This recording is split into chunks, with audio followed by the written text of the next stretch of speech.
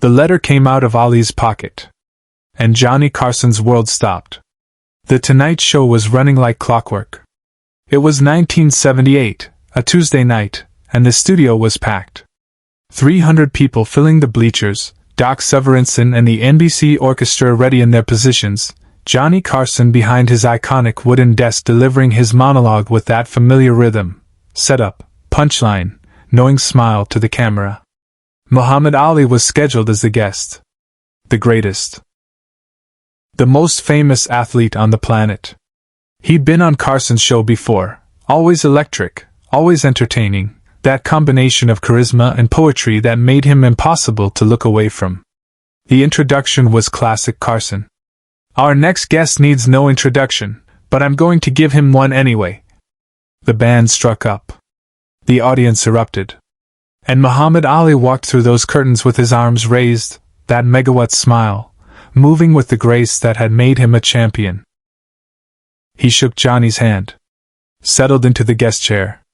The interview began exactly as expected. Stories about training, upcoming fights, Ali's famous quick wit matching Carson's line for line. The audience was loving it. This was television magic, the kind of chemistry that made The Tonight Show the gold standard. 12 minutes into the interview, something shifted. Johnny asked about retirement. Just a casual question, part of the normal flow. Muhammad, you've been doing this for nearly 2 decades. Ever think about hanging up the gloves? Ali's smile faded. Not dramatically, just a slow dissolution, like watching a light dim. He looked down at his hands. Those hands that had moved faster than cameras could capture, that had shocked the world, that had proclaimed, "I am the greatest," and then proved it. Johnny, Ali said quietly, his voice missing its usual thunder. Can I tell you something? Something I haven't told anyone on television? Johnny Carson had hosted thousands of guests, but none had ever stopped a show like this. Muhammad Ali stood up, pulled a letter from his pocket, and silence fell. Carson's instincts kicked in immediately. Something real was happening. His posture changed, leaned forward, the jokes put away, complete attention locked on Ali.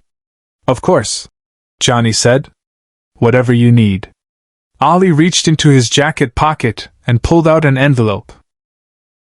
Worn, folded, the kind of letter that had been carried around for a while. He held it for a moment, staring at it, then looked up at Johnny. 3 months ago, I got this letter. From a kid. 8 years old. Name's Marcus Thompson, from Detroit. Ali's voice was steady, but something underneath it was cracking. His mother wrote it for him because he's too sick to write himself. Leukemia. Terminal. The studio went completely silent. Even the ambient noise seemed to fade. No coughing from the audience, no rustling programs, nothing. Doc Severinsen lowered his trumpet slowly. Johnny didn't interrupt. Didn't try to fill the silence. He just waited. This boy, Ali continued. He watched a thriller in Manila.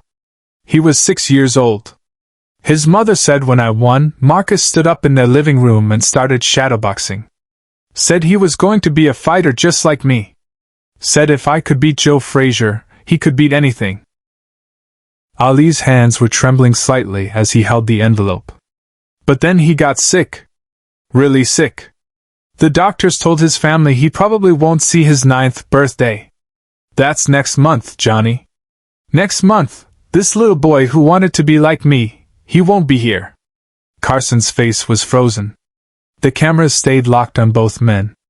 In the control room, producers were frantically whispering into headsets, should they cut to commercial? But nobody gave the order.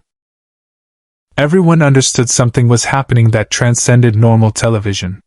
His mother wrote asking if I could maybe send an autograph. Something Marcus could hold on to. Something to remind him that fighters don't quit. Ali's voice broke slightly. And I sent him one, Johnny. I sent him a signed photo and a note telling him to keep fighting. Told him he was a champion. Ali opened the envelope and pulled out a letter. His hands were shaking more now. 2 weeks ago I got this. From Marcus's mother. He didn't read it aloud. He just held it, staring at the words.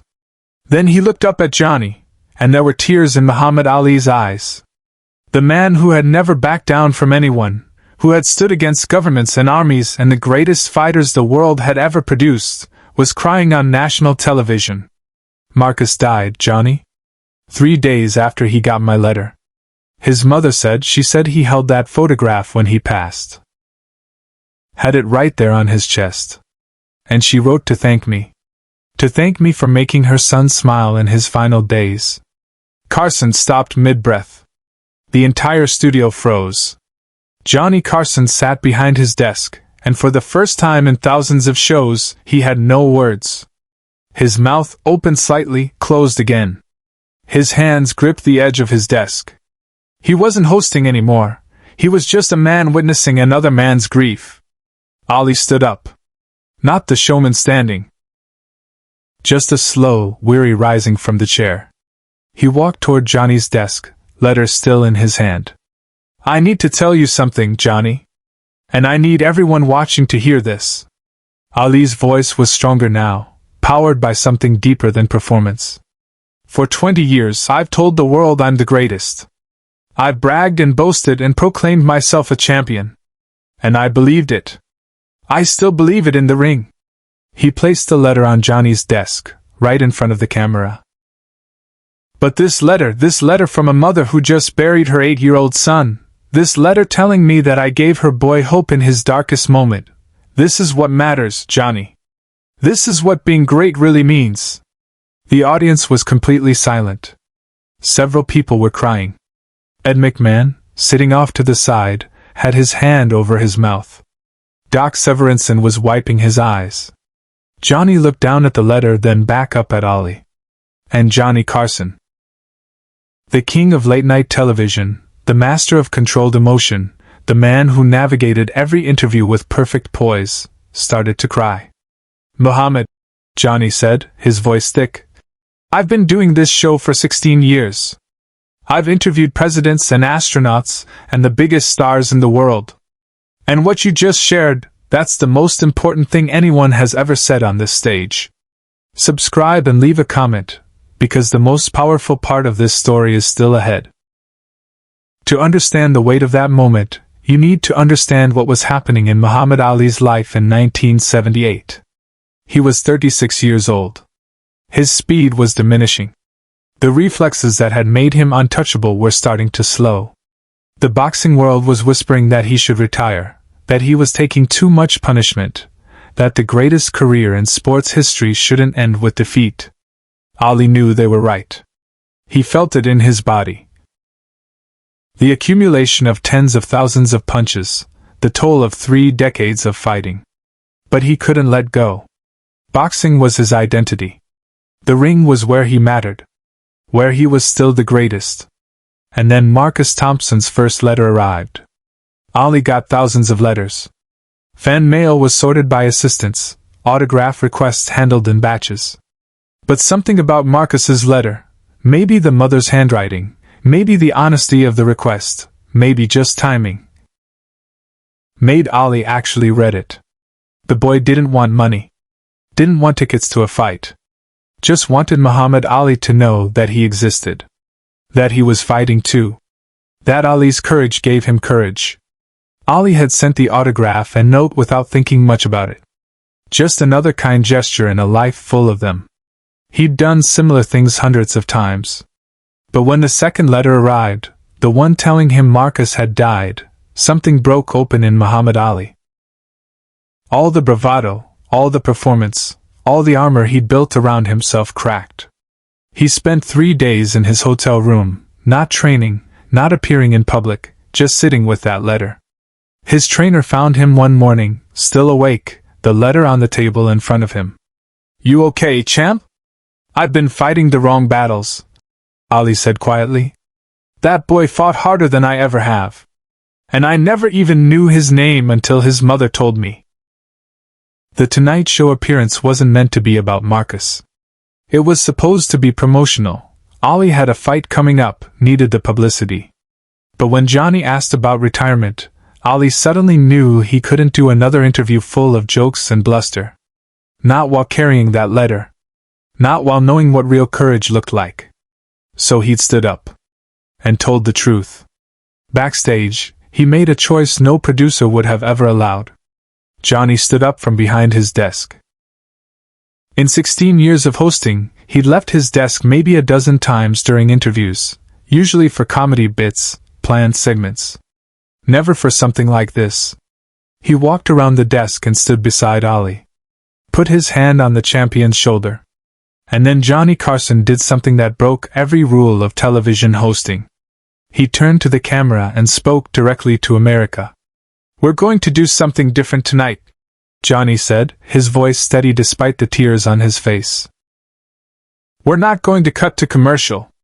We're not going to move on to the next segment. We're going to take a moment.